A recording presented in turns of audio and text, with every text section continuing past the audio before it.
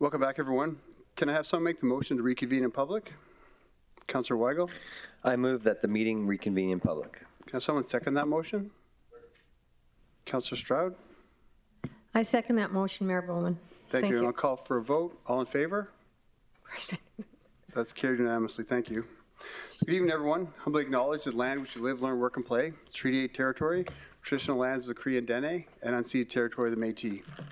And before we begin tonight, I'd first like to offer our deepest condolences to the family and friends of Chief Peter Powder following the sad news of his recent passing. Chief Powder was a strong leader, a great friend, and a community builder, and was loved by many people. I was lucky enough to count myself among most as being a friend of his. He'll be missed by all that knew him, including myself. So rest in peace, Chief. You lived with courage, strength, grace, and dignity, and we'll do our best to honor you.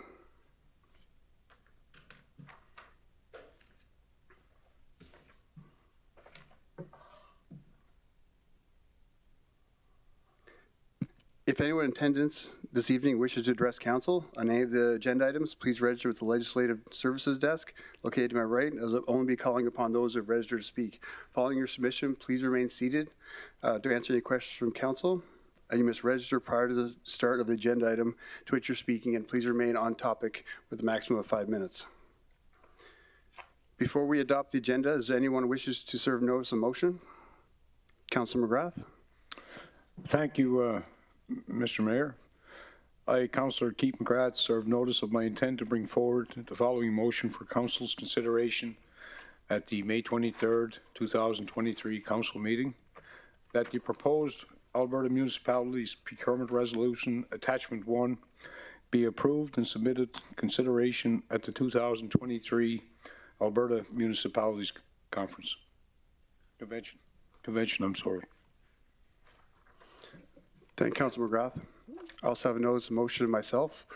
I, Mayor Sandy Bowman, serve notice of my intent to bring forward the following motion of council consideration on the May 23rd, 2023 council meeting.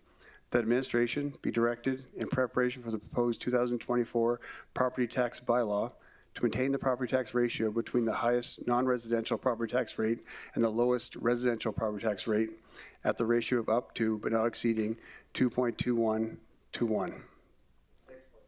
6.21 to 1, sorry, that would be bad. 6.21 to 1. That would totally change my idea. Thank you, Councillor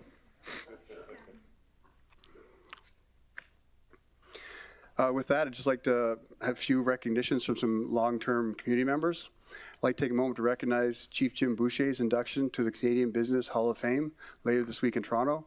Chief Boucher is a pillar to our region and a well-deserving this honor. His accomplishments and national recognition he's received is impressive, but I think if you ask him his accomplishments he'd be most proud of, he wouldn't point towards his awards, he'd point towards the service for Mackay First Nation as well as the region as a whole. On behalf of all of us around the Horseshoe, I'd like to thank Chief Boucher for his commitment to the region and congratulate him on being inducted into the Canadian Business Hall of Fame. So congratulations, Chief Boucher. Another mention, I'd like to also congratulate and recognize Honorable Adam Germain on his lifetime service on his retirement. Justice Germain is the only former resident to ever be appointed as a federal judge. His contributions to the region are many, and his impact is still felt by a lot of people in this community today. He has represented our community in many public service capacities and leadership roles over the years, and they're really too lengthy to list here. So to Justice Germain, thank you on behalf of everyone that lives here for everything you've done to make our home such a great place to live, and we wish you all the best in your retirement.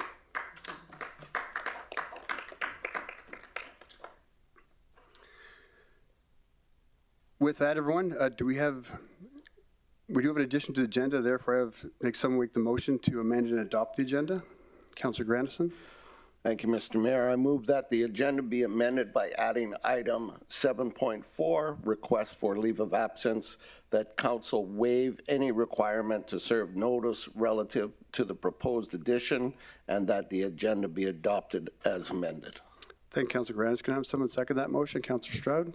Thank you, Mayor Bowman. I second the motion. Thank you. Are there any changes or additions or deletions from council? Seeing none, I'll call for a vote. All in favor? That's carried unanimously. Thank you. Can I have someone make the motion to approve the minutes? Councillor Stroud. Thank you, Mayor Bowman. Wow. Thank you, Mayor Bowman. I move that the minutes of the council meeting held on April 25th, 2023 be approved as presented. Thank you. Thank you. Have someone second that motion. Councillor Ball. I second that motion. Thank you, Councillor Ball. Is there any other changes, additions, or deletions from council? Not seeing any. Call for a vote. All in favor? That's carried unanimously. Thank you. Moving on to presentations. We have Past Two Place Detox Center, Society regarding services and post-treatment program expansion. I'd like to invite Amber Fort up to present.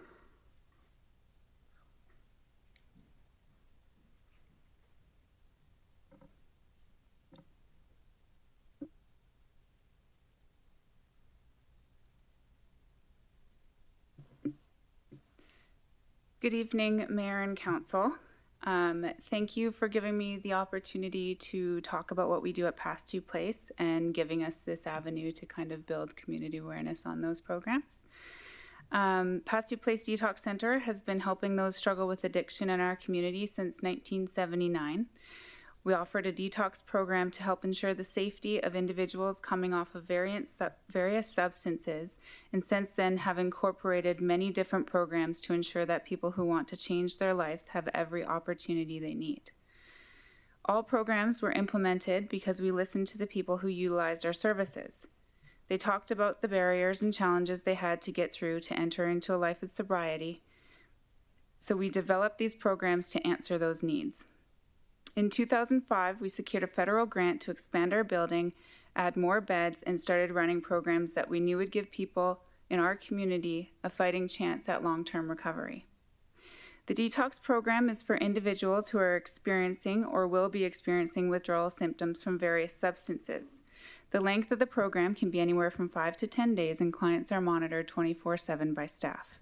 Once a client is feeling better, we then ask them to participate in our day program. The day program is a 5-day program which educates on how addiction impacts an individual's life. Oftentimes we see an individual enroll in the day program who may not have thought that their substance use was not that big of an issue or that it wasn't impacting their life. And by the end of day 5, we see them turning around, inquiring about treatment and asking about our pre-treatment program. The pre-treatment program provides a safe place for clients to stay while they wait to enter a residential treatment center. This program is critical to early recovery as it allows individuals to remain at the center until they transition into residential treatment.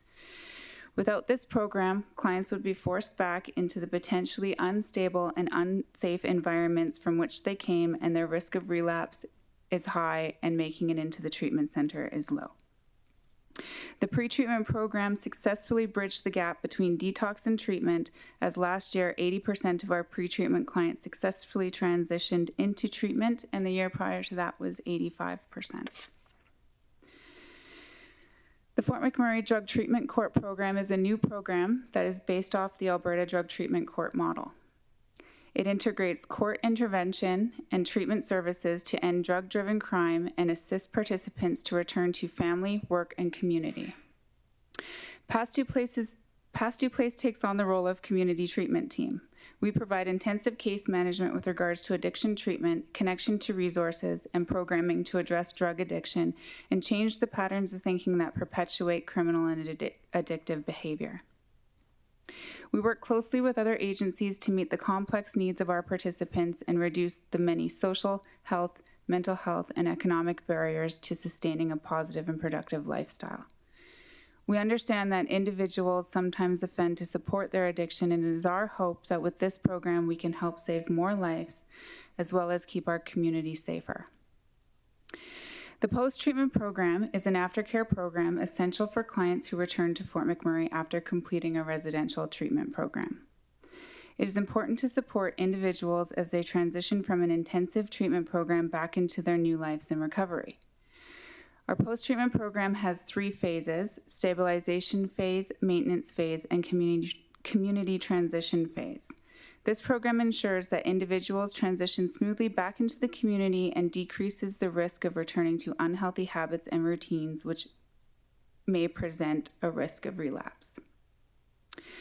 Our post-treatment program has not been running since the beginning of the pandemic. The risk of a client transmitting COVID throughout the center was too high, and since then we have been utilizing the space for the new drug treatment court program. We undoubtedly realize that post-treatment is something our community is in dire need of, and this is why we have been working with our MLA office to navigate the barriers we are facing in expanding that program. All of our programs at Past Due Place were designed in a way to alleviate gaps for individuals who are wanting to change their lives. They are geared to protect the individual's early recovery and to build self-worth and resiliency so that when an individual is ready to transition back into our community, they have a plan, a positive support system, and are equipped to deal with life in healthier ways.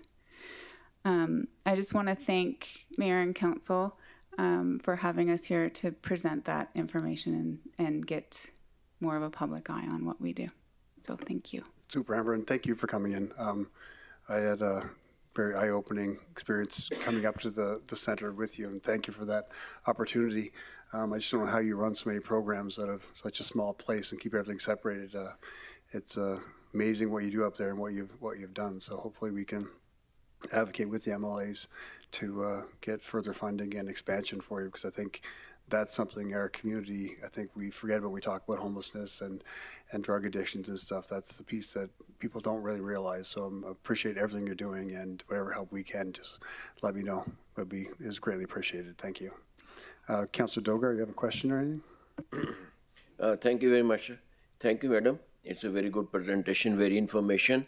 I had the opportunity to visit today your organization, both the Places Treatment Center and the Recovery Center. In your absence, your staff was very kind. They explained me and made me satisfied that things were managed extremely well. I just wanted to see, I have some experiences of anti-narcotics from backcountry.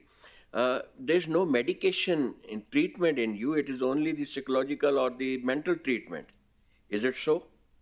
Yeah, so thank you for that question, Councillor. We are a social detox. We are non-medical detox. All of our staff that work there do have medication administration training. So what we do if medication is needed, we get them their prescriptions from their doctor or from Emerge, and then bring them back and staff administer to the clients. Thank you. And second question is, are you financed from, apart from the province, from the regional municipality of Wood Buffalo? Yeah, so our funders are, the provincial government funds our detox program, Alberta Health Services. The drug treatment court program is funded through Alberta Justice. Pre-treatment is funded through the United Way of Fort McMurray Wood Buffalo. And then day program currently is being supported by Syncrude, and then there's a position being supported by Suncor as well right now. Is there any provision for the volunteer work? Can I volunteer for some time to contribute along with your staff? What my experiences are? Would there be some opportunity of this type? Yeah, we do bring volunteers for certain things, and that's something that we can definitely talk about. Thank you very much. Thanks. Thank you, Councillor Dogar. Councillor McGrath? Thank you, through the chair. Thanks for the lives you've saved and for the families you saved. And I know the success rate is not 100%, but I'm glad we have a place in McMurray. And through the chair, what could this local government do to see that transition? Because it seems like it's fine to take the initial step, and then you take the other step, and then when you come back home, would it be employment? Would that be a gap? For the clients? Yeah. Well, right now the biggest gap that we're seeing is somewhere for them to go after treatment. Right, because when the whole world is done with them, they need a place. Right. And so one of the things that we see with people coming in is you don't necessarily want work or employment to be the first thing on their mind. And that's why post has that transition stage. So when somebody comes back on post-treatment, we ask that they not work for about a month or two. And that is so that they can establish their recovery, their support system in recovery. people coming back have to change people, places, and things, and they're building this whole new life. So we're wanting to get that established first, and then after that, we work on employment and stuff like that with them. Well, I certainly appreciate that because I don't know, can't put a date on it, but it must be over 30 years because I know Carla Cooper and those guys used to work there, and it's still, you know. So if the biggest gap is place to go after the first 40 days, I'd call it, would be a safe place that's not filled with the poison. That'd be correct? That's correct. What we're wanting to do is establish another building on our property, which would be monitored by current staff. And so the post-treatment, really the biggest barrier to expanding that, as Mayor Bowman had said, was the infrastructure. And so we are working, the board is putting together a committee, and we're working on a business plan with a few different options, and whether that's bringing in modular homes or building a building from scratch, just having something on site that is monitored 24/7 where clients are accountable to the program. And so those clients would meet with the client coordinator that's already there in our building and kind of, how's your recovery plan going? Are you meeting these goals that you set out for yourself? Post-treatment clients would be required to come in and have day program with us if they're not working and mentor those clients that are in detox and pre-treatment, just to show them that there is a way out and there is hope and you can do it. And that model works well, and it has been working well since 2005. And that's why we know we need to bring it back, because we need to have it. We've watched it work too many times. So. Well, certainly probably the most important work you're doing, and if I may, have you seen an increase of clients since a year after COVID? And is the age descending, or is the age, or there's? So we have noticed an increase in admissions into detox, but we've also noticed a significant increase for those wanting treatment as well. When we did shut down post, we opened up those 2 post-treatment beds for pre-treatment. So we were able to send more people to treatment during COVID. The wait times for treatment were longer during COVID. But with regards to age, we're not seeing too much of a difference in who we're seeing. We're seeing a major difference in the drug usage. So 13 years ago, when I started working there, it was more alcohol and cocaine or crack, and it slowly moved into, as everybody knows, opioids and heroin. And then now we're getting way more people disclosing using crystal meth, rather than anything else. And that's a whole different world that we're dealing with now. Well, I certainly appreciate it, and I think maybe perhaps because the world is more accepting a little bit of people with social ills are stepping forward. And I think that's a good thing. But as elected officials of 3 levels of government, we should be spending just as much money on that as we are other things. Keep up the good work, and God bless you. Thank you. Thank you, Councilor McGrath. Councilor Stroud? Thank you, Mayor Bowman, and thank you for the presentation. Is there a waiting list for the services and post-treatment program? In post-treatment? Yeah. Currently, we're not running it, so we're not taking a list. When we did have post-treatment, we had 2 beds, and post-treatment can be up to a year long, depending on the individual needs. If somebody has been in active addiction for 20 plus years living on the streets, they might need that whole year to get back into a normal life and establish themselves. We did see a wait list back then. I think that we could put in 10 beds and it really wouldn't be enough to cover the amount of help that people actually need. The post-treatment program that we offer is different than a lot of sober living. It is not just peer supported. It is peer supported, but it's also staffed. So there is the level of accountability that people need in early recovery for us to monitor that. So. And the RCMP has this court program. Do you folks work with that? We have the, we are the community treatment team for the drug treatment court program. That one's new. That one just opened in December 13th. That program we serve as a multidisciplinary team. So there is the judge, Crown prosecution, duty counsel, probation, RCMP, and we all get together and kind of build this plan around individuals who are looking at sentences because they're addicted and they did things because they were trying to support their habit. And so we work with them that way. That's good. Yeah, we're at the Rural Municipalities Association convention, and the RCMP were talking about that. So you feel that's a good step forward, is it? Oh, that, you know what, when the woman from Edmonton Drug Treatment Court came up to just talk to me about the program and what it was almost identical to what we do for our post-treatment clients, in the sense that we help them build lives in recovery. But what is so great about that program is there's an understanding of addiction behind everything. And that just because people, do make bad choices when they're living that lifestyle doesn't make them bad people. And again, there's hope for change. And that's one of the things we want to put out there for them. So Yeah, that's good to hear. Thank you very much. you're welcome. Thank you, Councillor Stroud. Do we have any questions from council? I'm not seeing any, so thank you, Amber. Thank you very much. Great presentation. Moving on to unfinished business, we have water and sewer servicing, Fort Chipewyan, Fort Fitzgerald, and Fort McKay. I'd like to invite Antoine Remp, Director of Environmental Services, to do support, please.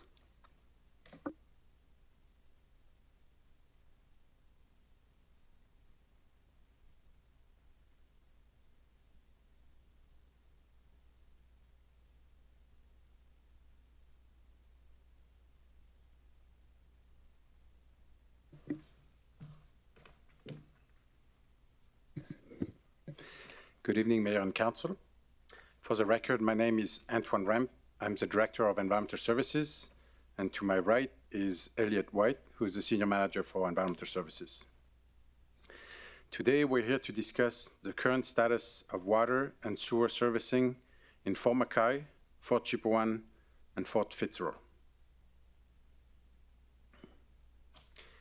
In this presentation, we will be discussing the water and sanitary infrastructure in Fort Chipewyan, Fort McKay, and Fort Fitzgerald.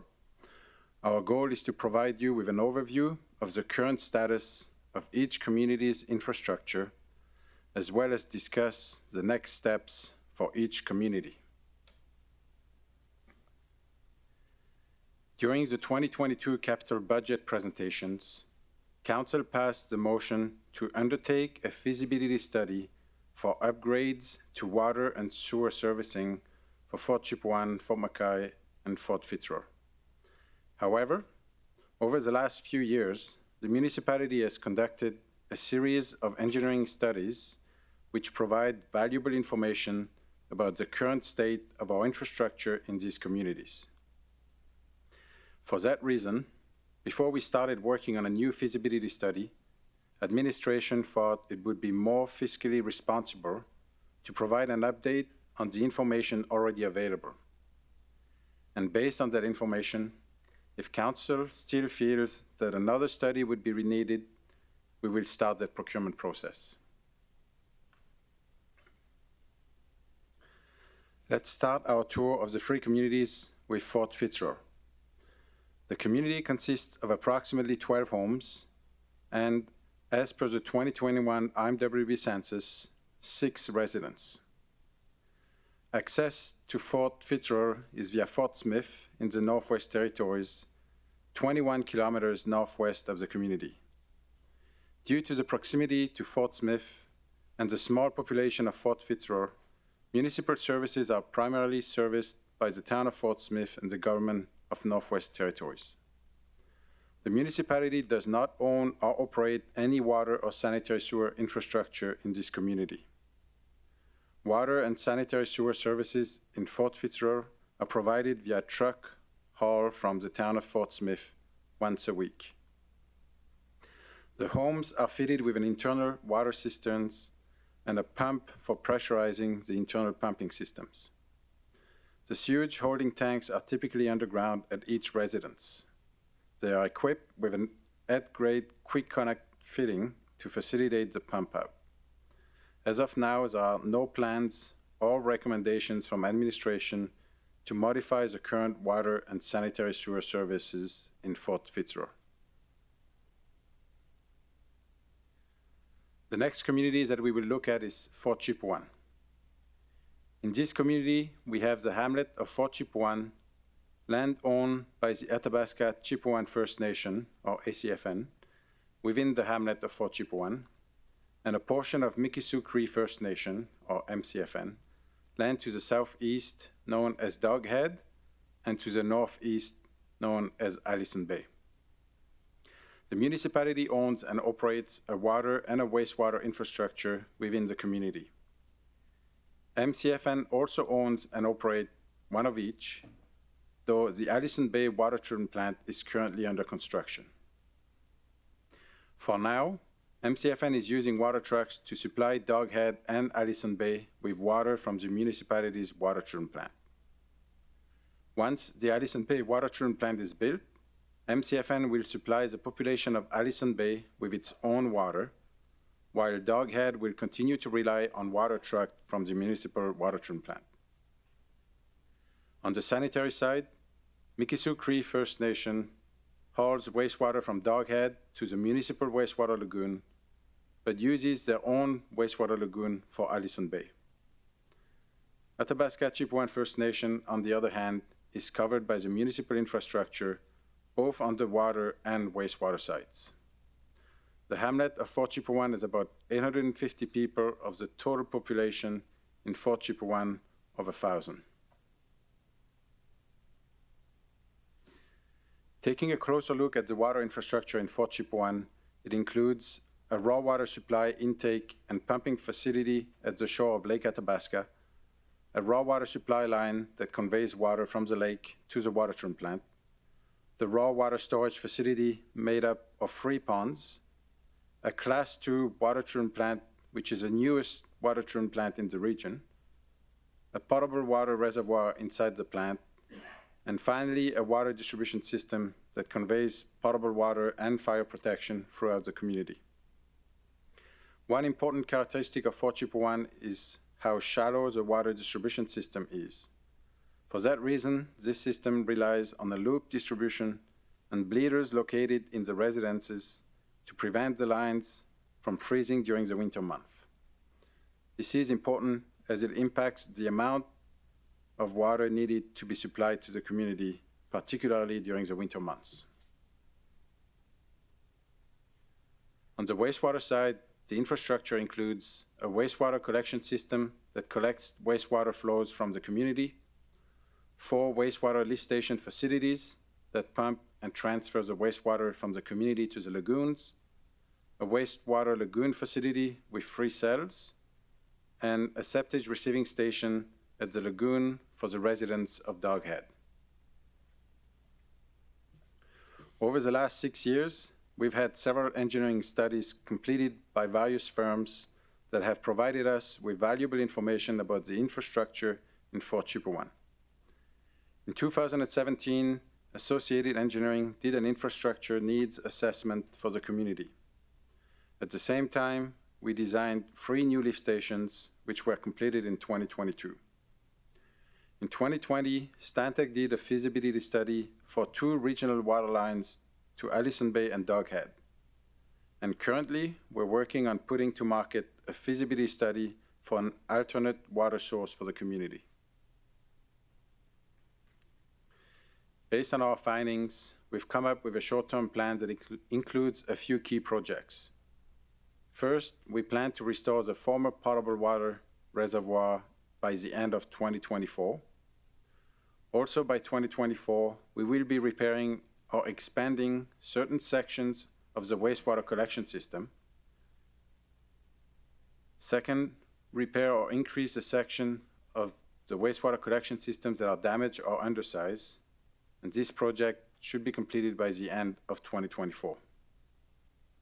The next project was introduced as part of the 2022 budget, but was pulled out as we wanted to gain a better understanding of the scope of work before starting it. To optimize the scope, we will do a CCTV program this summer, which should provide us with valuable information. In 2020, we conducted a regional water feasibility study for Fort Chipewyan and the surrounding First Nation communities. This study proposed several options for extending the existing water transmission and distribution system, including a regional water line to Allison Bay and the airport, as well as a regional water line to Doghead. However, since Allison Bay is now building its own water treatment plant, the regional water line to that community is not justifiable any longer. Doghead, however, continues to source its water from the municipality via truck service, and if MCFN decides to extend the water system to Doghead, they will do so in partnership with the municipality and Indigenous Service Canada. And finally, the study for alternate water sources to be posted to market this summer.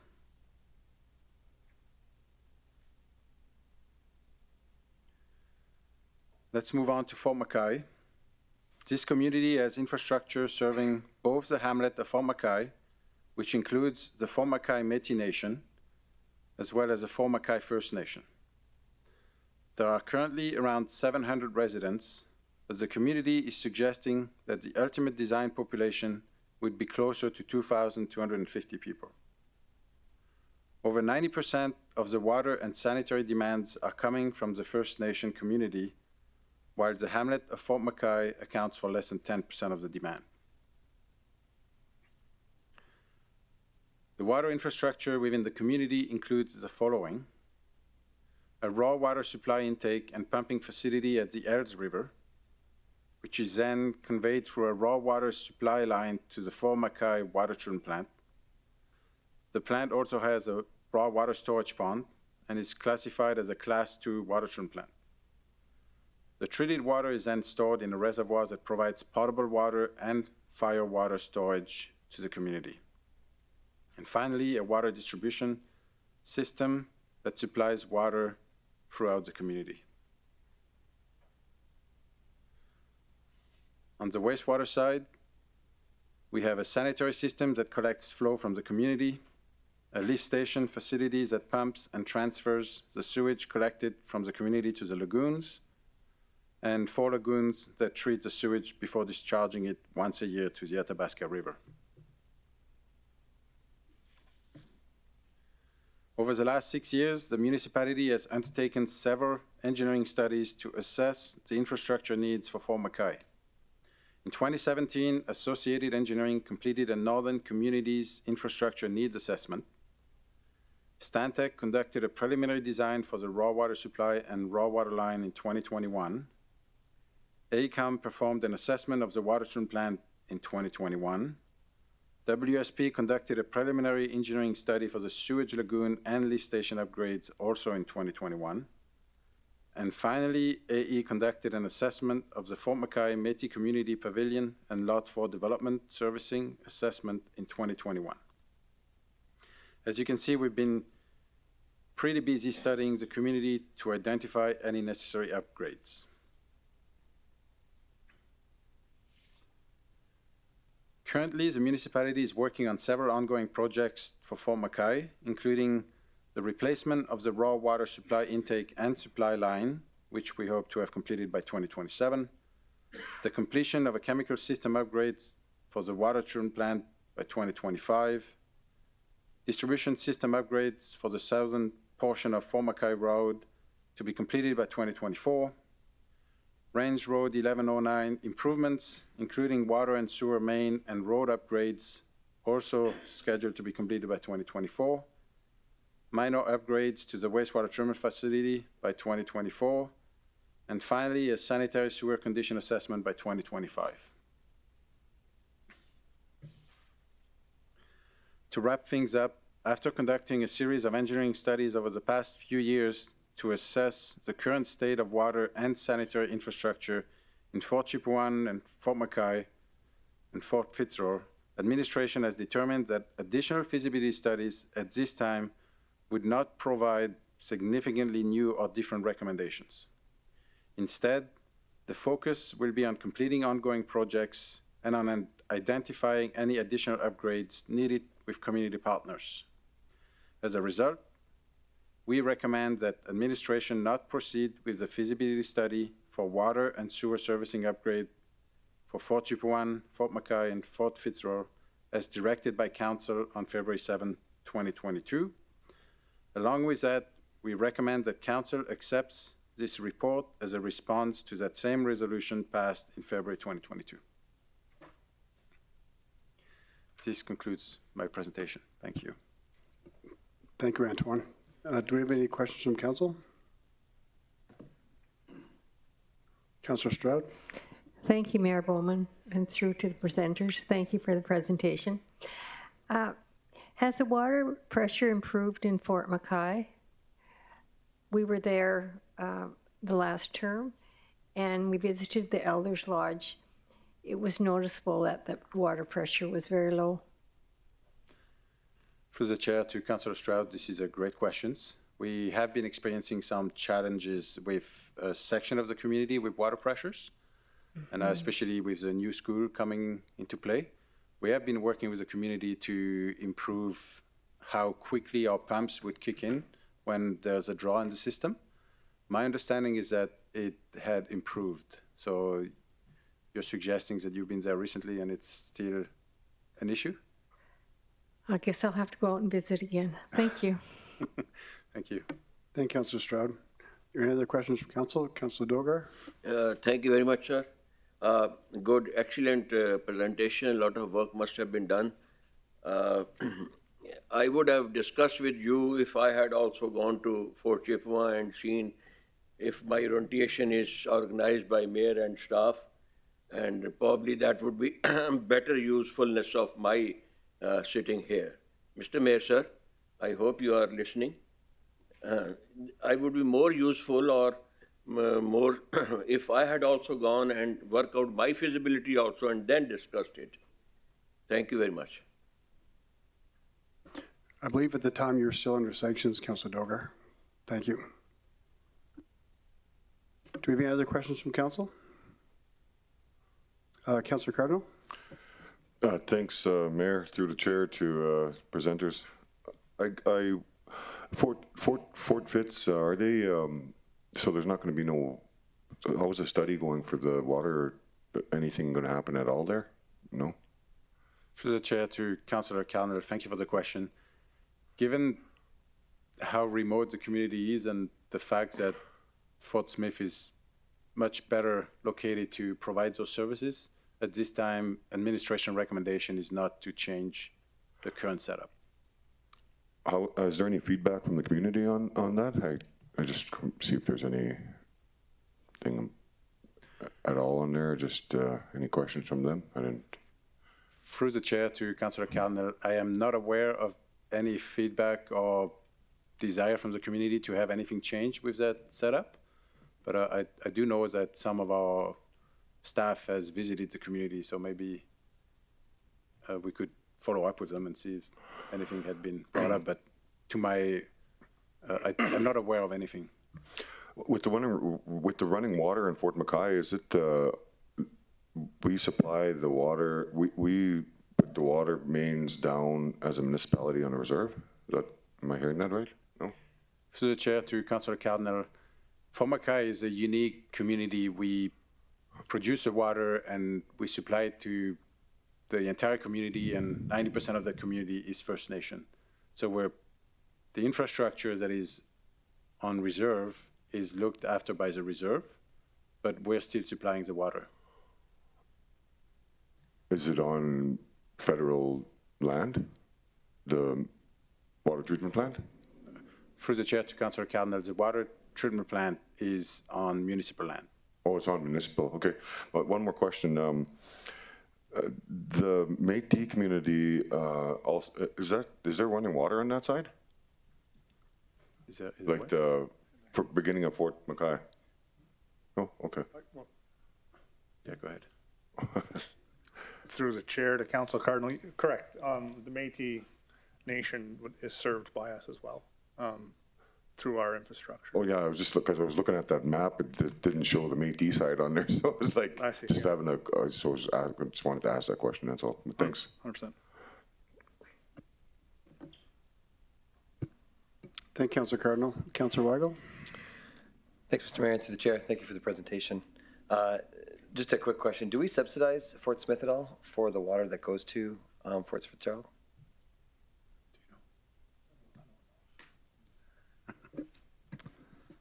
Through the chair to Councillor. There was a significant amount of phone calls made to the town of Fort Smith. What I determined at the time of those phone calls was that funding is provided to the town through Indigenous Canada because of the relationship between the residents within Fort Fitzgerald and the neighboring First Nation. Okay. So the way that I envision it is that there's a truck that comes out of the town and it supplies Fort Fitzgerald and as well as other residents on the nation themselves. So it's kind of one bill goes to the kind of the same thing we're doing at Fort McKay, but back reverse. Somewhat, but it's kind of unique in that sense for sure. Okay. But with the 6 residents, the amount of paperwork going into that, I think it was something that's worked out a long time ago, and bill just goes to the ISC or Indigenous Service Canada. Awesome. Okay, thank you. Thanks. Thank you, Councillor Weigel. Councillor Cardinal? Thanks again through the chair to the presenters. How much funds have we used to administer the feasibility study for the year or whatever it's been? For the chair to Councillor Cardinal, are you referring to the amount of money we've invested into all these studies? Yeah. Is this what you're referring to? Well, since council approved it in February 2023, is what I'm saying. So through the chair to Councillor Cardinal, Or the motion was 2022, sorry. passed in February 2022. And instead of starting a new feasibility study, our approach was to give you this presentation so we could help you understand how many studies we've already done for those regions before we start a new study. And if council still wishes to start another study, then at that time we're gonna go to market and start the study. At this point, we haven't spent any money on a new study because we already have so many available. Okay, thank you very much, Antoine. Keep up the good work. Thank you, Councillor Cardinal. Councillor McGrath? Hey, just a quick question through the chair. I know the lagoon in Mackay was done about 20 years ago. And the spray park and going into the Métis community, I see this is on the list. The northern hamlets, was that not part of the total budget in 13 and 14 for the rural water and sewer? Like when I first sat in this chair, maybe it was over here in a different chamber, but was all these northern communities, they were part of that rural water and sewer in the initial costing estimate? For the chair to Councillor McGrath, I do not know the answer to that question. It was before my time. Through the chair, the capital projects that you have tied in with, other facilities, and I can see the synergies, like Fort Chip, for example. I think we spent about 15 million before we actually started the first lift station. Now that that's finished, we're going to strip an airport and just take the asphalt and strip that over and maybe use it later in the road. But I guess in the spirit of because council, what I heard tonight, council dictates this or asks for this, but at the end of the day, some of this work has been going on now for a decade. And we get different opinions. At the end of the day, they're northern hamlets. To put a gas line there is totally impossible, unless you want to drill under the ground. But when we got from the ID district, I guess the question is, when I hear people asking if it's financed, we all pay for water just a little bit. That's the thing I think is lost upon people. We don't pay similar to other cities, and then we get pounded on when council says. But when do you think, I guess through the chair, we'll have a solid plan for what it's going to cost for rural water and sewer, whether it be south, east, or west, as long as it's in Wood Buffalo? because I get a different price at least every 24 months. Through the chair to Councillor McGrath. Council's well aware of the project that's underway for providing council with a full understanding of the costs associated with the flood mitigation project. The next project after that is to undertake similar work with the rural water and sewer servicing project so that council can have a fulsome overview of that entire program, the costs associated with it that have been spent to date, the costs associated with it going forward, and the work that remains to be completed. So we've got a dedicated group that are working on that information for council for the flood mitigation program. The next significant review project that'll come forward to council will be that water and sewer servicing project. And at that time, council will see a full accounting from a financial perspective, but also from a infrastructure perspective. I appreciate that, sir, but one of the bare necessities is water and sewer. And 26 years ago, when we became a municipality, that was going to be our first commitment. And almost 30 years later, we've had 4 or 5 prices. And we're still not hooked up. So I guess simply put, I realize we have to prioritize stuff, but when I hear people asking, are we subsidizing water, that's one of the spirits we need to live. And no matter if it's on, like as far as I know, the federal government has money for the nations to work with municipalities to bring the water trucks out to municipal property. And yes, we're unique. We go down one side of Fort McKay. We're on First Nations. We go down the other side. We're on Métis property. But at the end of the day, we all need some water. So I appreciate what you're saying, and you certainly got your work cut out for you. But if we keep on looking over our shoulders and what we did in the past, we're not going to move ahead. So you can spend, I guess, all the studying you like. At the end of the day, we promised these people running water and sewer for a decade. And the people are paying $500,000 a month to put water to their business. I just hope someday we'll sit around this council chair, and when I hear it's council's decision, well, it's going to be time for us to make some decisions. Just take the lift station in Fort Chip. We double the cost. So I'm not immune to a set of coveralls, and when we give a price for something, 3 councils later, we're in the jackpot. So I just hope you know the passion I have for the community, because we promised the elders water and proper hookups. Now, in my time, this is my 10th year.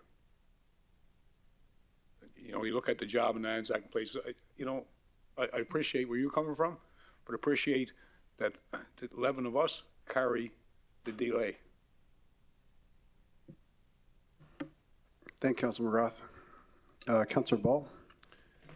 Thank you, through the chair. I guess more for clarification. Spent the last 6 years studying this. Sounds like an awful lot of work. My assumption is where you're at today is you have a good go-forward plan, you understand what you need to do, and you don't need to do a further study. Is that correct? Through the chair to Councillor Ball, that is correct. Thank you. Thank you, Councilor Ball. I just have one question for clarification, Antoine. That restoration of the former potable reserve in Fort Chipewyan, will that give the community, I guess, an extra backup of potable water? For the chair to Mayor Bowman, that is correct. Part of the upgrade to the water plant was to incorporate that existing reservoir, but during construction we identified that there were some damages that were bigger than what we anticipated.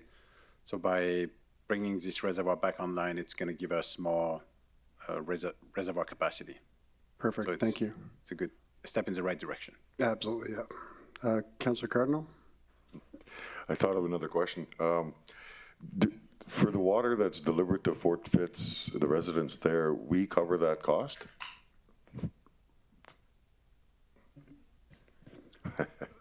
Through the chair to councilor. The understanding that I have and that we have collectively is that The town that's located in Northwest Territories provides the service. They bill Indigenous Service Canada for that service. So the 6 residents get that service through a relationship that has been in place for quite some time.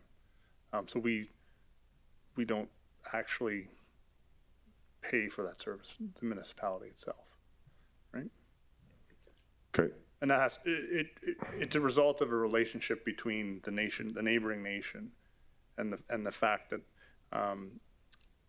the residents that would live in Fort Fitzgerald are part of that nation. So there's sort of a mutual understanding, I would say. I don't know if there's anything necessarily written down or an agreement in place, but that's what our understanding is, what's happening based on our conversations with the town.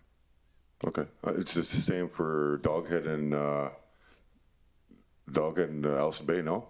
No. Okay. Through the chair to Councillor Cardinal, I think the biggest difference is the location and the size of the population in Fort Fitzgerald compared to Doghead and Allison Bay. So for the community of Fort Chipewyan with Doghead and Allison Bay, the water is produced by the municipality at the municipal water treatment plant, and Indigenous Service Canada reimburses our operating costs to produce that water based on a certain ratio that is determined by a municipal service agreement. So that's how we're recovering our operating costs for this community, for the First Nations communities that we supply water to. And then that's pretty much, and Okay. they pay per like gallons of water when they use the bulk water station as well. Thank you.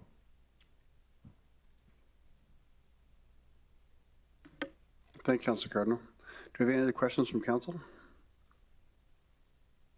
I'm not seeing any. Thank you, gentlemen. Do we have any delegates for this item? Thank you, Mayor Bowman. We have no registered delegates. Thank you. Are there any other questions of council? Can I have someone make the motion? Councilor Cardinal?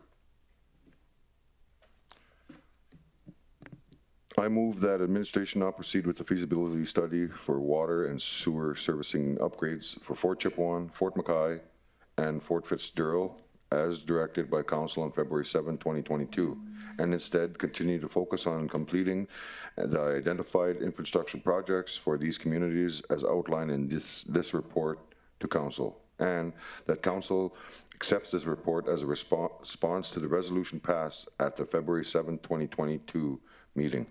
Thank you, Councilor Cardinal. Can someone second that motion? Councilor Stroud? Thank you, Mayor Bowman. I second the motion. Thank you. Are there any further questions for administration, followed by debate? Points of council?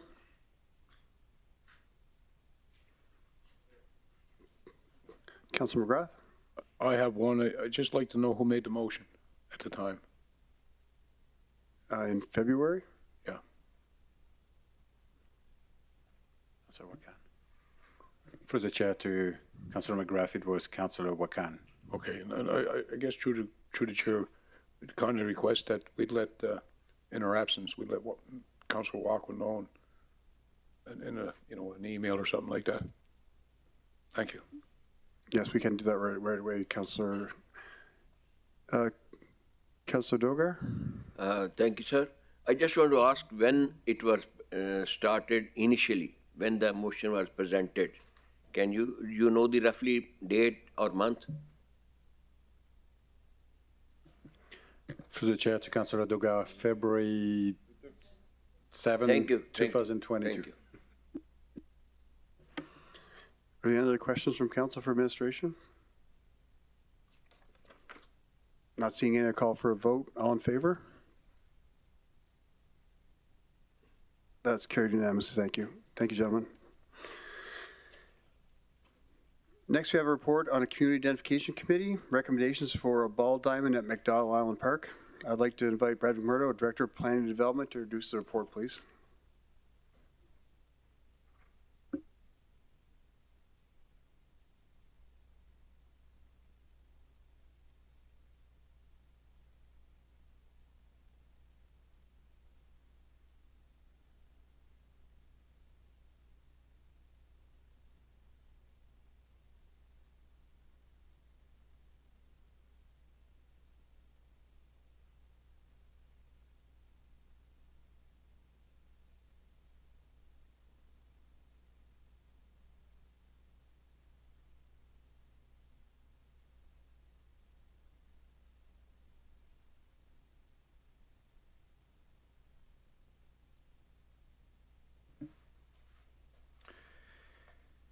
Good evening, Mayor, members of Council. For the record, my name is Brad McMurdo. I'm the Director of Planning and Development, and I'm joined this evening by Chris Booth, Manager for Community Development Planning. We are here to present a recommendation of the Community Identification Committee to name a baseball diamond at McDonald Island after Bob Campbell. In early 2020, the Community Identification Committee received a naming request from the Campbell family to assign the name Bob Campbell to a sports facility or street in Fort McMurray. Mr. Campbell is a prominent local businessman, an avid volunteer who was very involved in sports and was instrumental in bringing Little League baseball to Fort McMurray. The committee discussed this naming request and approved its inclusion in the naming inventory, with the intention that it be used for a sports facility in the future. After extensive discussions, the applicant and the committee agreed that the baseball diamond at McDonald Island Park be named Bob Campbell Field and that it be forwarded to Council for consideration. Through the reallocation of 3 baseball diamonds at McDonald Island, which were reassigned to Syncrude Athletic Park, this field was left unnamed. Given Mr. Campbell's significant contributions to not just the community but minor sports and baseball specifically, this naming request has been supported by the Community Identification Committee and recommended for Council's approval. Before I conclude my presentation this evening, I would like to thank the committee for their dedication and hard work in honoring our community's residents. Thank you. Thank you, Director Murdo. Do we have any questions from council?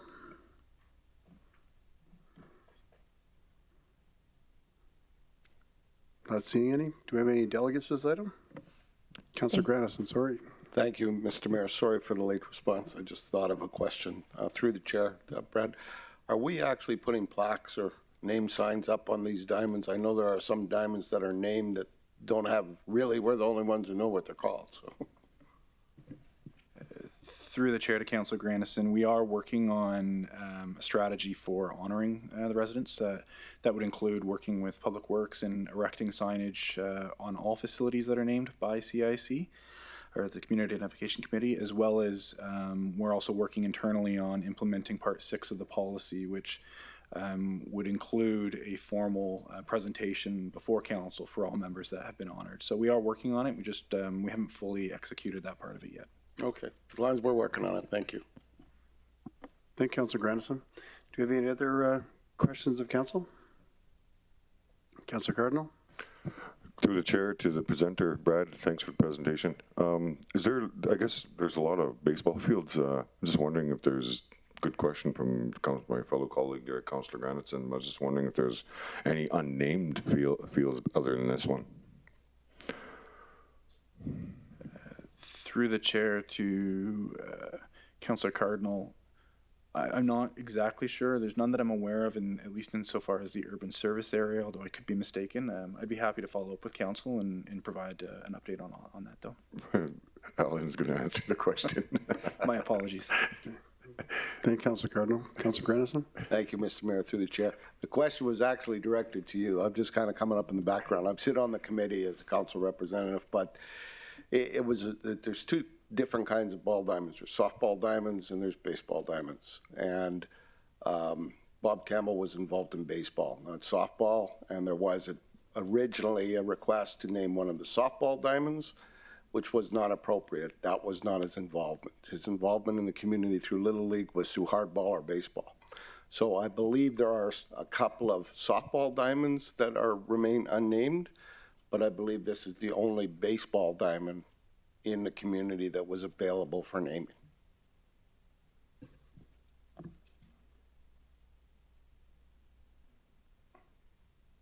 Thanks, Mayor. Through the chair to Brad. How many ball diamonds? Is there 2 there? Is there only 1? Oh, okay. Through the chair to Councillor Cardinal, there are, in fact, I'd say 2 ball diamonds. There's only one that's not named that was identified for Bob Campbell. Well, what's the other one called? The other one is Shell Place Tournament Center. Oh, okay. Legacy Field? Just the reason why I was asking is just we lost Chief Powder, and I was wondering if there's any way we'd be able to name one after him. Just a thought. Through the chair to Councillor Cardinal, I would suggest that that would be something that the Community Identification Committee could consider. As administration, we don't, we only bring forward that information, so if a request is made to the committee, then we will help facilitate. And there's forms online people can fill out for that, Councillor Cardinal. Thanks, Mayor. Do you have any other questions of council? Not seeing any delegates to this item? Thank you, Mayor Bowman. We have no registered delegates for this item. Thank you. Councillor McGrath? I'm sorry, through the chair. I know there's a process, and certainly Pete wouldn't be missed in the process, but I'm just wondering, has there ever been an amendment to a name that had a lifelong partner? And I just need to know, I guess, through administration, is it something that we look at? Like in the history books, there's not a whole lot of history here, except Anita. And I just wondering if somebody came forward with a name through administration, has there anybody, like when it was brought forward, if the family was in agreement to chattel them together, if you will? I guess I try to stick by the books. I just want to make sure that nobody's work is undone. And before we start, debating this, and there wouldn't be much of a debate, but I just want to know them in step and not out of sync. At least not in here. Through the chair to Councillor McGrath, I'm not aware of that ever occurring. Certainly we could go back and verify, and again, we could follow up, and happy to follow up. In fact, we could probably provide a listing of unnamed facilities if that is council's desire, and we could also answer that question as well. Thank you, and I certainly appreciate this part of administration where we recognize community builders and of all sorts. Thank you. Thank you, Councillor McGrath. Can I have someone make the motion? Councillor Weigel? I move that the ball diamond located at McDonald Island, as shown in attachment 1, be named Bob Campbell Field. Thank you, Councillor Weigel. Can I have someone second that motion? Councillor Dogar? I second the motion. Thank you. Is there any other further questions of council for administration? Councillor Stroud? I just want to thank the Community Identification Committee for bringing this recommendation forward and naming the ball diamond at McDonald Island as Bob Campbell Field. I'm also pleased to see the close proximity to CA Knight, where both gentlemen made strong contributions to the region. Thank you. Thank you, Councillor Stroud. Are any other questions or comments of council? Not seeing any, I'll call for a vote. All in favor? And opposed? That's passed with one opposed. Thank you, gentlemen. Next, we have a report on the Citizen Recognition Program Policy, PRC 90. I'd like to invite Deanne Berge, Director of Community and Protective Services, to introduce the report.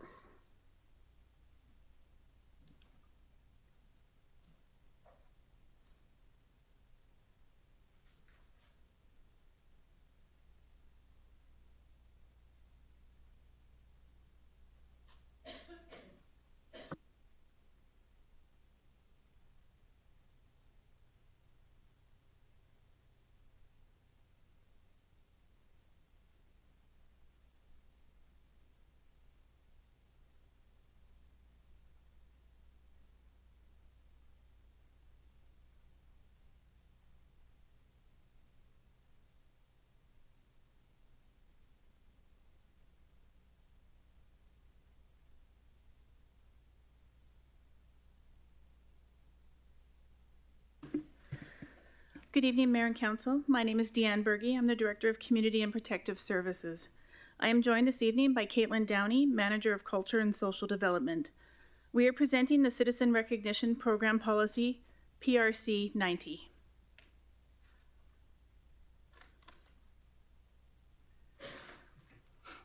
The photo on this slide is from the 2022 award reception, where individuals were celebrated. There were 33 nominations received in 2022, which was the highest number of submissions ever. The Citizen Recognition Program occurs annually to recognize and celebrate outstanding contributions and impacts made by residents in the region. The purpose of the Citizen Recognition Program policy is to recognize behavior that fosters a culture of home and belonging in the region, provide a venue to communicate the achievements of residents in the region, motivate residents to positively contribute to the quality of life in the region, and ensure that recipients are recognized in the presence of their peers.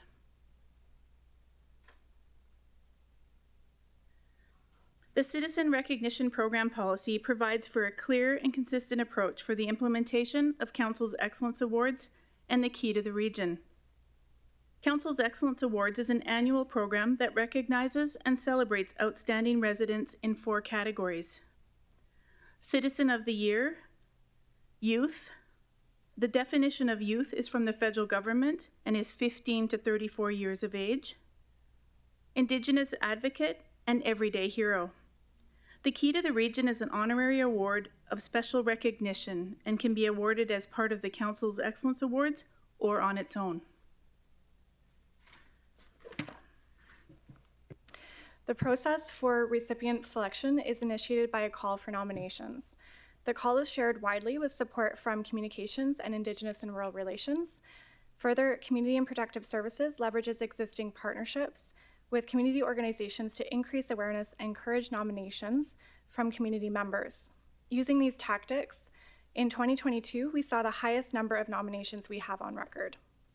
We have also had success in recent years in a number of our programs in garnering engagement from rural residents, particularly with art programs such as the Banner Program.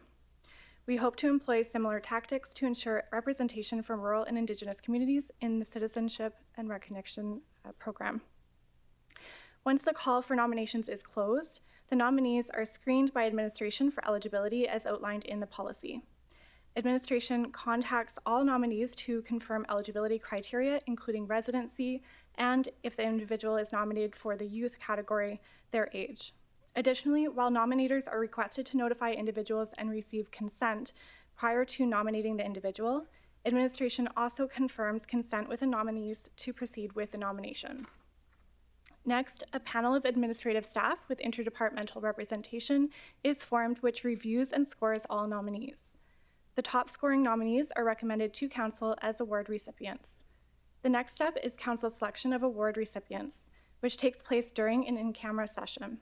Council is provided with all of the information we have, including nomination packages, scoring summaries, and a list of recommended recipients. Council reviews all of this information and selects award recipients.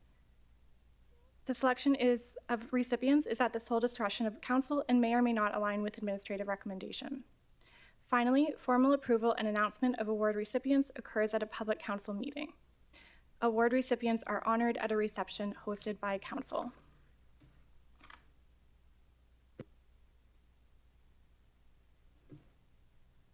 Council has several roles in this program. Any review or amendment to the policy must be approved by Council. Council reviews each nominee's package, scoring summary, and takes into consideration the administrative recommendation. Council oversees the Council Excellence Awards and makes final selections of award recipients, as well as proposes candidates for the Key to the Region. The administrative recommendation is based on a review panel scoring of nominees. However, Council can choose to accept, decline, or change the award recipients recommended by administration. Lastly, Council announces the award recipients and honors them through a presentation ceremony at the annual reception.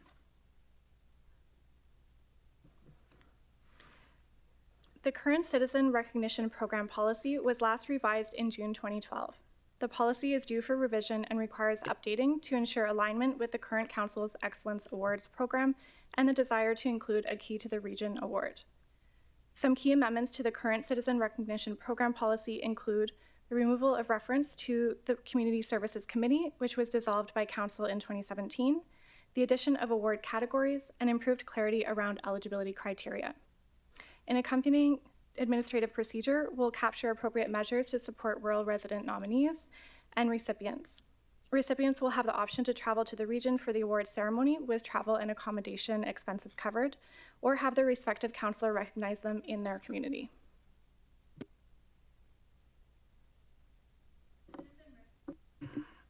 The Citizen Recognition Program is an important showcase of the region and the incredible residents who contribute to making this a vibrant place to live.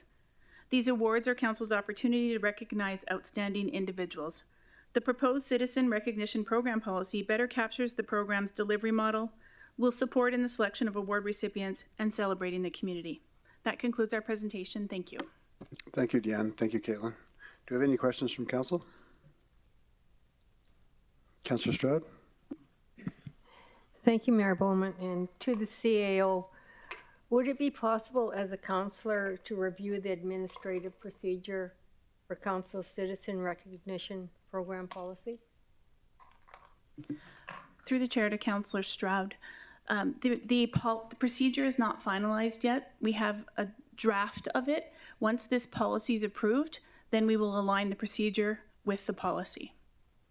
Okay, so at that time I could see the administrative procedure? Through the chair to Councillor Stroud, absolutely. Thank you. Thank you, Councillor Stroud. Councillor Dogar? Thank you, sir, for giving me a chance. Thank you, madam. Lot of information. I just want to ask you that last time I gave two points. One is to recognize those who are out of town, like Mayor Lakla, which would help us extraordinary during fire, and also the backdated. Are these 2 points under consideration or not consideration? Through the chair to Councillor Dogar, the intent of this citizen recognition program is to recognize citizens within the community. If it was the will of council to recognize citizens outside of the community, they could give us that direction and we would make those amendments. Yeah, thank you. Is there could be any way, sir, CEO may advise us that can it be new motion or new inclusion that backdated or out of this city could be recognized? I think this one we're talking about right now, Councillor Dogar, is a citizenship award. So it's citizens of the RMWB is who we're recognizing in this report. No, sir, that you are absolutely correct. If somebody do extraordinary good with our community, he's from Lakla Beach or Athabasca or Edmonton. So is there any provision or we can make some new legislation about it? I think we have to look at something new. Do we have anything in place right now for someone outside of the community? Through the chair to the chair. In this policy, it strictly speaks to citizens. If that was to be the will of council, we could look at adding that. But the intent of this is to recognize local residents who have made a contribution to the municipality. Thank you. I can take it up separately. You please consider it. Thank you. Thank you, Councillor Dogar. Councillor Weigel? Thank you, Mr. Mayor, through the chair. Thank you for the presentation. I appreciate it. I just want a clarification. I thought I heard originally that you said that the council was going to choose the winners during a closed camera session, and in the update it says that it's the council's responsibility to select the recipients during a public council session.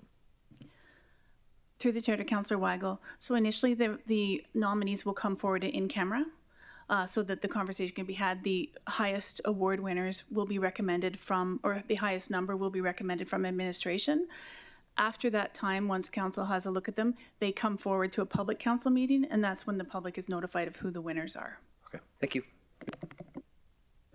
Do you have any, Councillor Boussier? Thanks, Mayor. Through the chair to Deanne. On eligibility 3.2.5, it says current and former employees are not eligible for an award.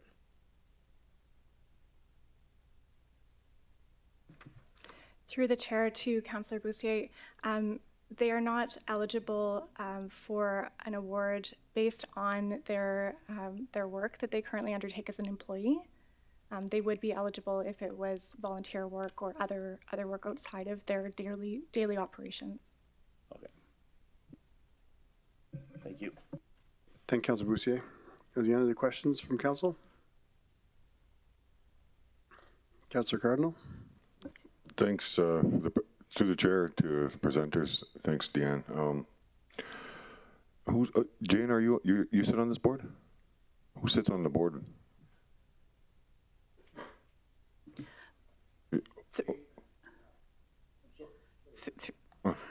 Through the chair to Councillor Cardinal, there is no board for this. I mean, not board, committee, sorry. Through the chair to Councillor Cardinal, there is no committee for this, actually. This is a program that administration manages on behalf of council, so you all sit on this. Okay, I remember now, yeah, thank you. Thank you, Councillor. Are there any other questions from council? Do we have any delegates to this item? We have no registered delegates for this item. Can I have someone make the motion? Councillor Weigel? I move that the Citizen Recognition Program Policy PRC-090 dated May 9th, 2023 as outlined in Attachment 1 be approved. Can I have someone second that motion? Councillor Stroud? Thank you. I second the motion. Thank you. And now I have an amendment.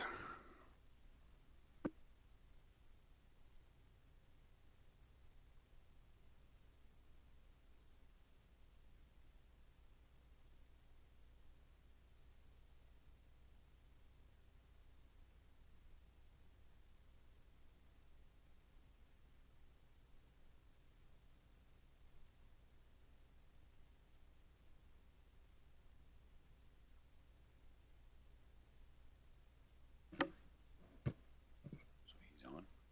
Just hit the. Yeah, he turned his mic on. Mayor Bowman, please proceed with your proposed amendment. Thank you, Councillor Ball. That Citizen Recognition Program Policy PRC-090 be amended in subsection 3.1.2 by inserting the words through an act of humanitarianism, heroism, or bravery, outstanding educational, sporting, theatrical, or music achievements, the process of reconciliation, or provincial or national achievements. Number 2, in clause 3.3.2.1 by inserting the words by submitting a nomination form after the word region. Number 3, in clause 3.4.2.4 by deleting the words unanimous consent of council and inserting final approval of the mayor's office. Item 4, in clause 3.5.2.1 by deleting the word council and inserting the mayor. And number 5, in clause 3.5.2.2 by deleting the word council and inserting the mayor. Thank you. Can I have someone second that motion?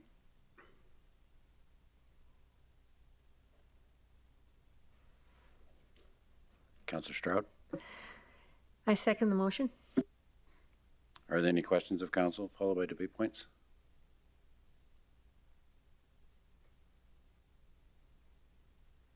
Going once? I'll call for a vote. All in favor, please raise your hands.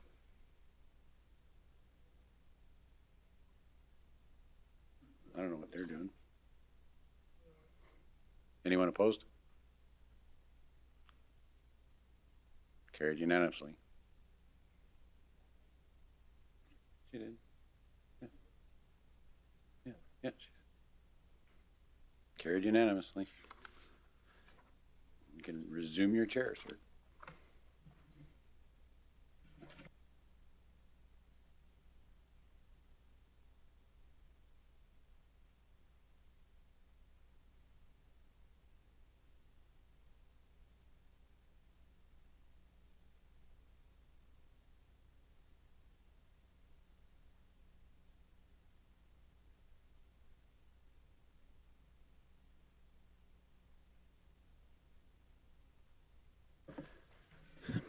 Does any other council member have any amendments they wish to put forward?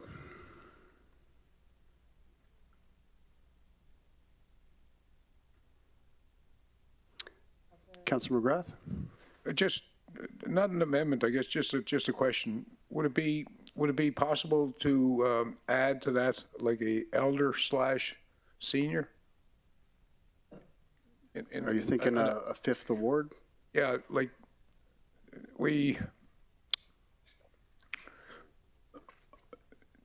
I don't want to convolute and muddy things up. Not from every district, but like a senior or an elder. And to me, they're different. You know, you can go get healed by an elder and a senior like Miss Rouchier, she'll teach you in the old way. So I think that we should recognize those people, and if it's too late this year, maybe we could just, you know, add it in. I think it's just we have a lot of pioneers here in our community, and as we know, it doesn't matter if you're 40 or 85. No one knows what tomorrow brings, and I think there's a lot of deserving seniors and elders in our community that that don't want to be recognized, but they shouldn't have a 10-page application. I think that's one thing about this amendment, going back to the mayor's office. As a chief elected official, you're the guy that sees everybody all the time. And I think these little pleasantries in life go a long ways to community builders. And it doesn't cost us a nickel. That's about the only thing that don't cost us anything. It's like a smile. Yeah, I think that would be good, Councillor McGrath. I think what we probably need to do is look at a fifth award, Indigenous leader, elder, and then define what that award would mean, and then maybe we can make an amendment after the fact if we want to get a definition. I certainly got some horsepower around the house to help me with that kind of wording, and I'll be back to you. Okay. Thank you. Thank you, Councillor McGrath.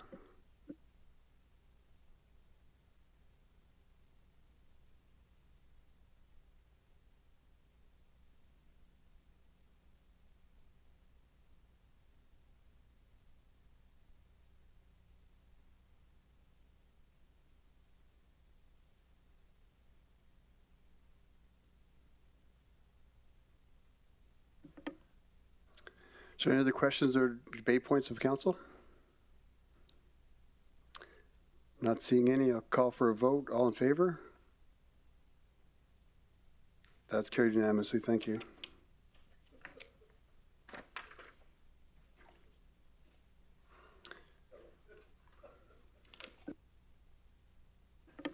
Next, we have a request for legal support. I'd like to invite Caitlin Hanley, Municipal Legal Counsel, to introduce the report, please.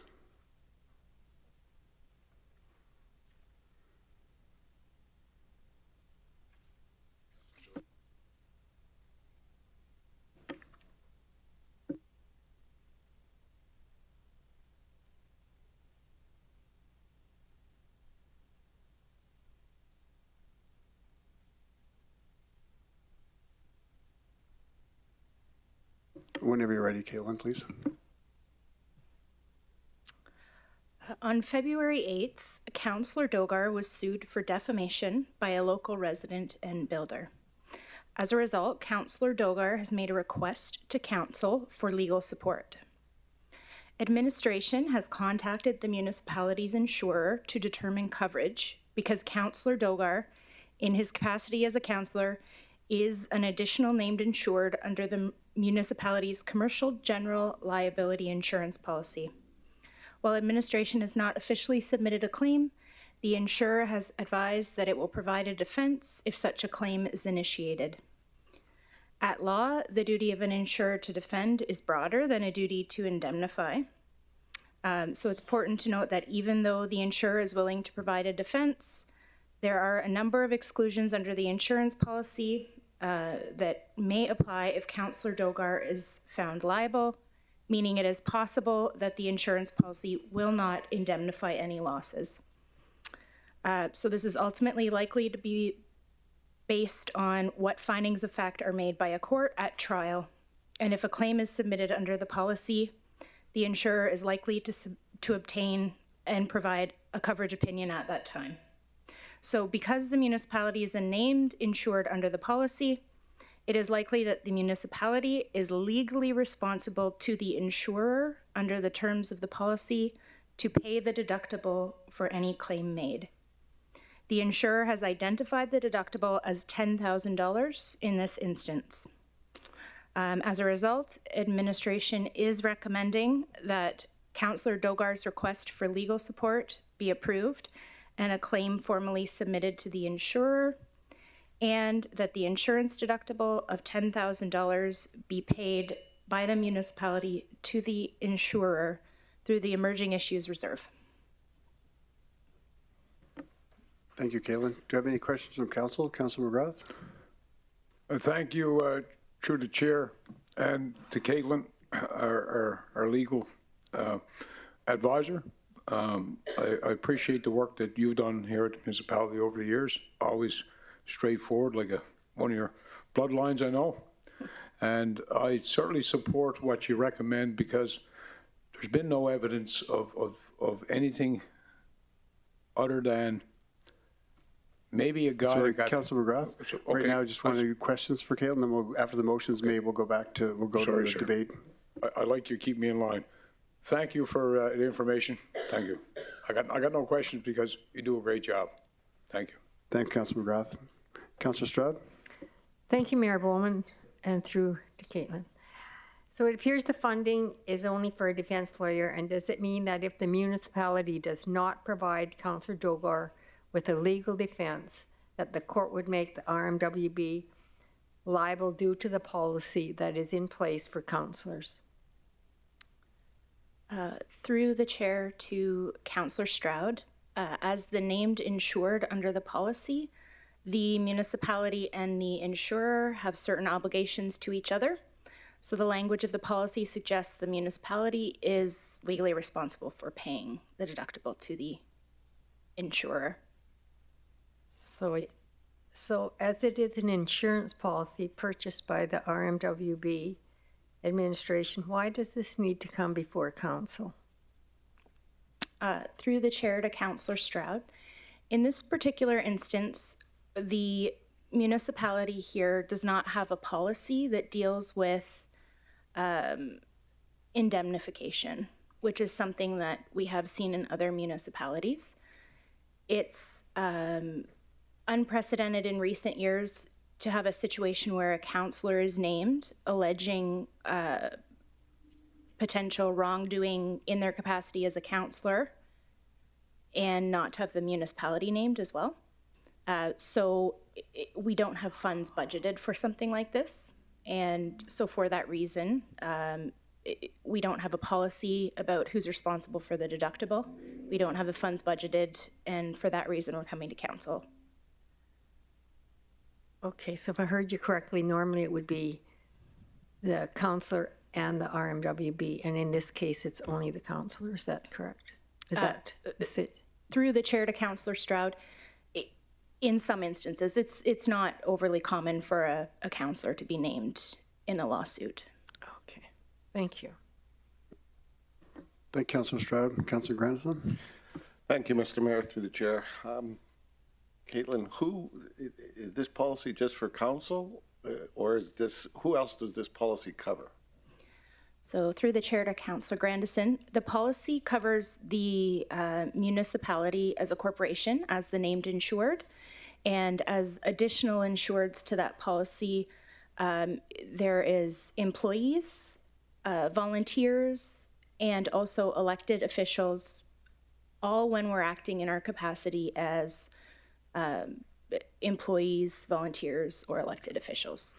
Whether or not the facts, when somebody is sued, whether or not the facts indicate that they're acting in their official capacity or not, might be something ultimately that the court will have to determine. Mm-hmm. I can appreciate that. I was just more wanting clarity on the fact that we have a number of council-appointed boards and community volunteers, and that there is some protection and liability protection available for them as well. And that was all I was wanting to clarify. Thank you. Yes, and through the chair to Councillor Grandison, that's accurate. There is coverage in place. Thank you, Councilor Grandison. Councilor McGrath? Thank you. This chair is a real learning opportunity for me over the years. I got, I guess, a twofold question. If you have a policy that covers all of us, like a blanket policy of a condo corp that insures the whole 212 units, I can't understand that. But is it true to say if I was going to sue a councillor, it would be in my best interest to keep the municipality out if that's where I work or do work for? Because let's just say, and that was a good question, because most times in my 10 years here, Keats never without the RMWB. If you're acting in good faith. So this one here just names a counselor, and I mean, it is what it is. But if the municipality and the counselor were named in that allegation, you'd have two fights on your hands, one for the municipality, one for the counselor, probably. But my question is, the day that went to the docket, would that owner, business owner, whoever it is, become not able to bid work and do work for the municipality? It's been my assumption through life, that's the way it is. If I'm taking Paul and his team to court, I can't bid on it or do any work. Is that still the case? So through the chair to Councillor McGrath, generally, yes. I would like to clarify my comments from earlier, though, to specify that I'm not suggesting the municipality should have been sued in this instance or anything of that nature. Just that we don't have a policy to deal with allegations where only a councillor is sued and the councillor feels that they're being sued because of something they did as a councillor, as opposed to a private citizen. And going back through the chair, if a citizen makes an allegation to a councillor and municipality and sues them both for defamation of character, would that person still be able to bid opportunities in the Wood Buffalo area while it was being litigated or waiting for a court date? So through the chair to Councillor McGrath, we do have procurement policies where if somebody is suing the municipality, they are typically ineligible to bid on work.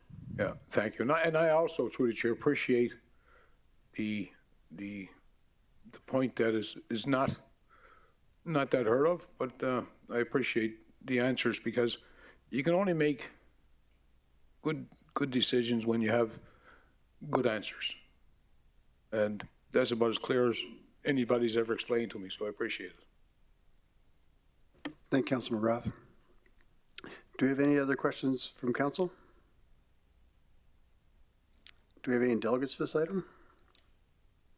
We have no registered delegates for this item. Thank you.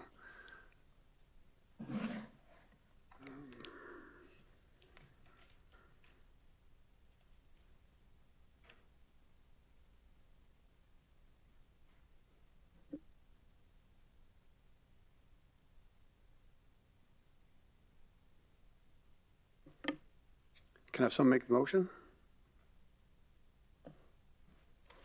I'll make it. Councilor McGrath?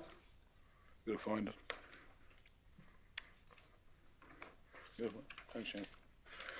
Thank you, Councilor Buzier. And was it paid? No, there's a different one.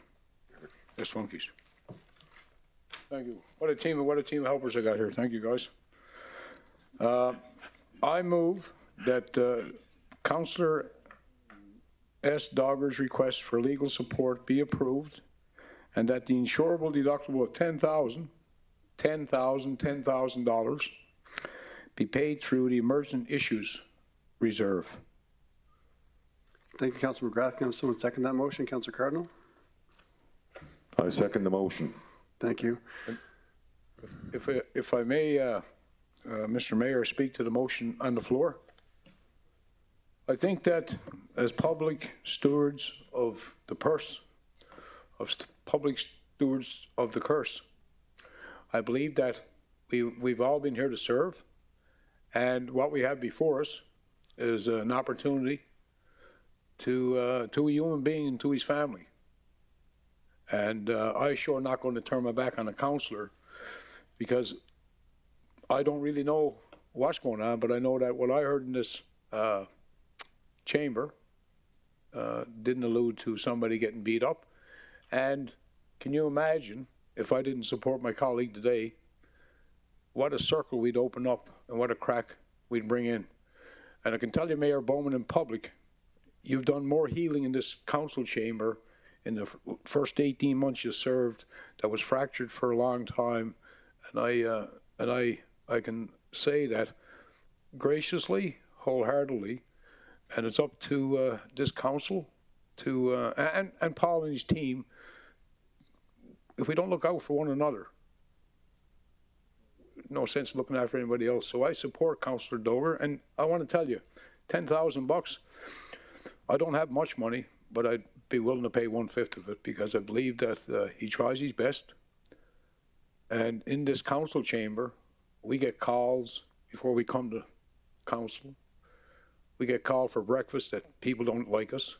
We get calls. We get all kinds of calls. And if you don't make the right decision for somebody, sometimes this is going to be a challenge. And I wore some of those challenges, but if you're telling the truth, you work hard, the municipality's not at risk. At the end of the day, especially this one, it really strikes home of about integrity and standing up and supporting your brother or sister. I've served with some people that I probably wouldn't feel the same. So I didn't want to take a long time, Mr. Mayor, but that's why I got the motion on the floor, and I recommend, and I thank administration for supporting the motion. Thank you, Councilor McGrath. Councilor Cardinal? Thanks, Mr. Mayor. I just, for the public, I just wanted to say Councillor Dogar is one of ours, and in order to keep our circle strong and I support Councillor Dogar. So I'd say that. Same with any of our staff. We've got to go to bat to support them, and he's one of ours. So thank you. Thank you, Councilor Cardinal. Any other comments or debate points of council? Not seeing any. For myself, I don't think it's really a matter of supporting a councillor in the matter. I think it's just a matter of the policy that's in place and the insurance policy that exists, whether who's right and who's wrong. It kind of comes down to that policy is in place for a reason, and just gives there's a deductible that I think will be paid, as councillors have mentioned, whether we voted in or not. It's something that's insurance policy that's in place to protect people in the council as well as municipality, our organizations, our social profits in the community. So it's something that's important important policy that protects the community here. What I'd like to see, if there is any possibility, if any council would like to make any kind of amendment, a friendly amendment to have a payment plan or some way to pay the $10,000 back to the taxpayers, I would definitely support that.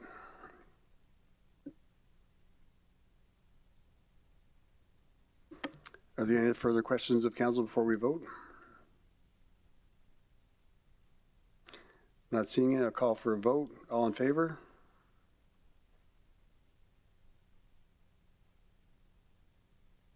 Opposed? That's carried unanimously. Thank you.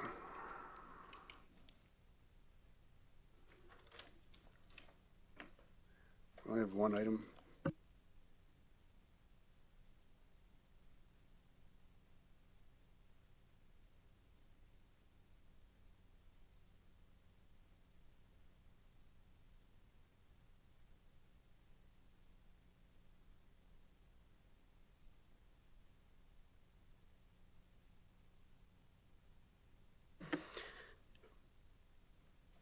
Next, we have a request for leave of absence from Councillor F. Benjoko. I'd like to invite Jave Brown, Chief Legislative Officer, to present the report, please. Good evening, Mayor and Council. For the record, my name is Jade Brown, Chief Legislative Officer. I'm here tonight to present the request for leave of absence that we received from Councillor Benjoko.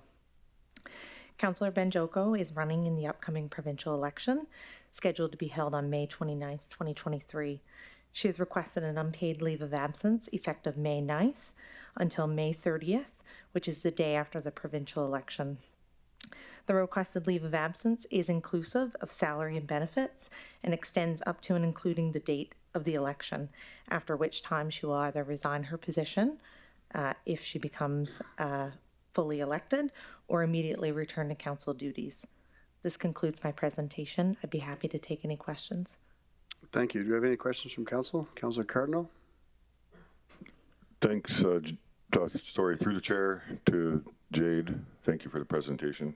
Was Councillor Banjoko was the one who requested this? Through the chair to Councillor Cardinal, yes, she requested a leave of absence. Is it a part of do we have a policy on that? There is no formal policy, and through the chair, there is no legislative requirement for a counselor to request a leave of absence.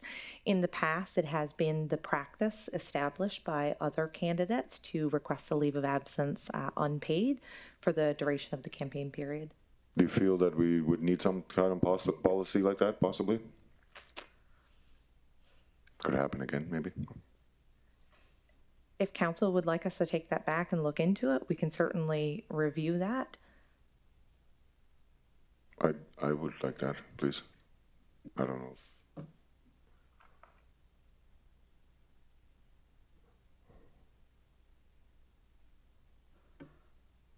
I could send it an email. Yeah, I think you'd have to make a motion at a different time, Councillor Cardinal. Okay, no problem. Councillor Ball. Thank you, through the chair. I'd just like to confirm the date. It says from a period of May 9 to 30. Why May 9? We received an email on the 2nd that said effective immediately.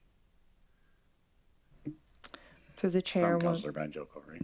Through the chair, we did receive original correspondence on May the 2nd. When we clarified, she specified that she was requesting a leave of absence unpaid for the duration of May 9th through to the 30th.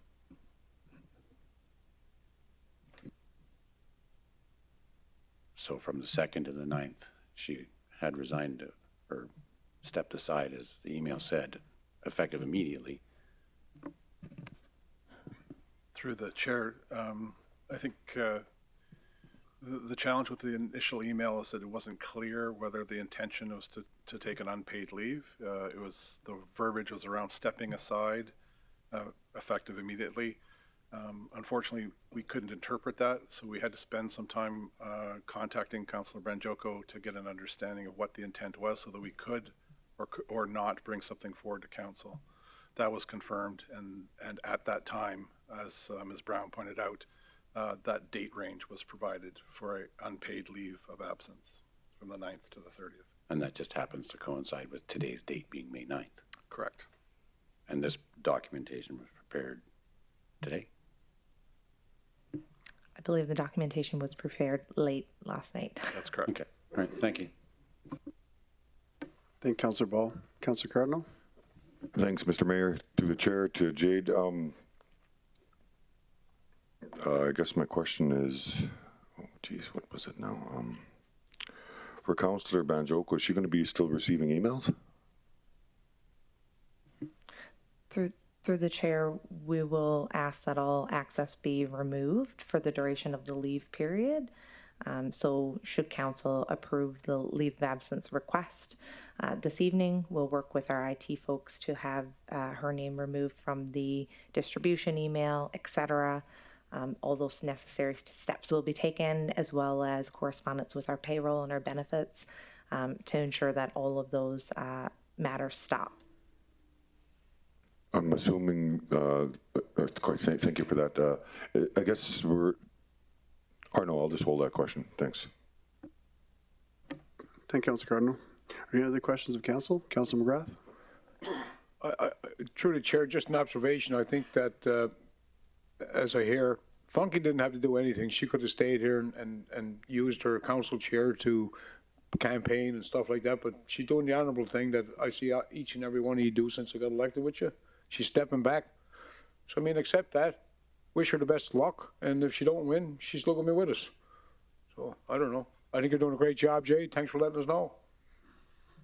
I call the question. There was no question. Do we have any questions? I'm not seeing any. Can I have a councillor make a motion? Councillor Cardinal?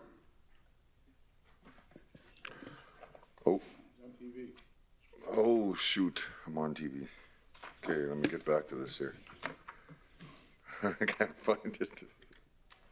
Bear with me. No rush, no rush.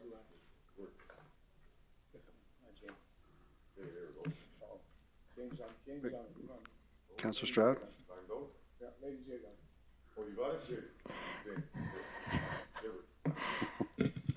That an unpaid leave of absence, inclusive of salary and benefits, be authorized for Councillor Funky Banjoko for the period May 9th to May 30th, 2023. Thank you, Councillor Stroud. Can I get a second for that motion, Councillor Ball? I second that motion. Thank you, Councillor Ball. Any other further questions or debate points or comments from council? Councillor Cardinal? I just wanted to say I won't be supporting the motion. I still think that Funky's still going to be a councillor, and she'll probably still get feedback from the community as a councillor, so I'm not supporting the motion. Thank you. Thank you, Councillor Cardinal. Any other questions or debate points of council?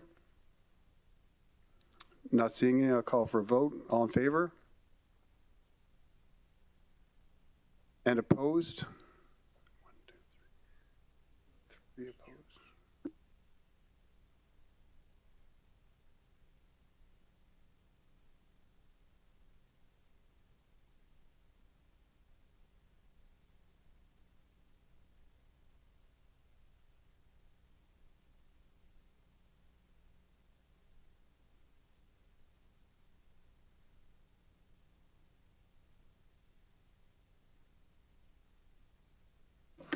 Thank you. That's carried with 3 opposed.